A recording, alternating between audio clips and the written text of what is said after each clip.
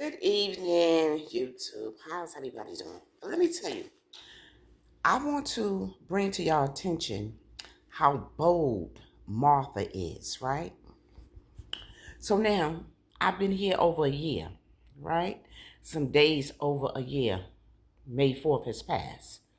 Boom. So she says, "Oh, Lisa, I'm sitting in downstairs in the lobby doing my index cards, writing down addresses and phone numbers and real estates so I could start calling them and getting on the train, checking them out." So she was like, "Oh, Lisa, I could get you a phone and cameras and write it off on the leasing budget, and you could take it to your new place.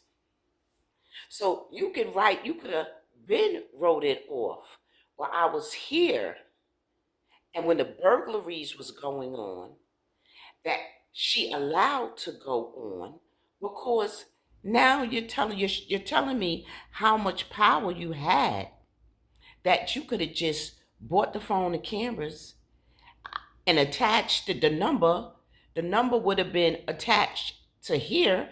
Nobody would have knew the number, and that could have stopped everything. But no, she's being sarcastic and like in other words, yeah, bitch, I could have bought you a camera and a phone. And like I was telling everybody, she knew about the burglaries. She knew, and she could have helped. She said it out her own mouth.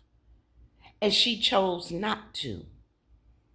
So everything she has said down in that lobby to try to say, "Oh, I had this," and "Oh, I could have did this and I got to reach to do that."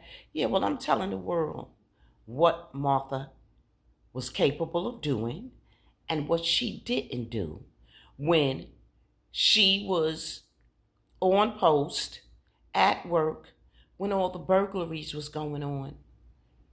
She was like, "Oh, and we got 623 in court in litigations, but it takes so long." But it took less than 24 hours to get me an eviction notice and get me in front of a judge. From January to March, to April 2nd, I was in front of the judge. And January, within 24 hours, January 14th, I received the eviction papers. And April 2nd, I was in front of a judge.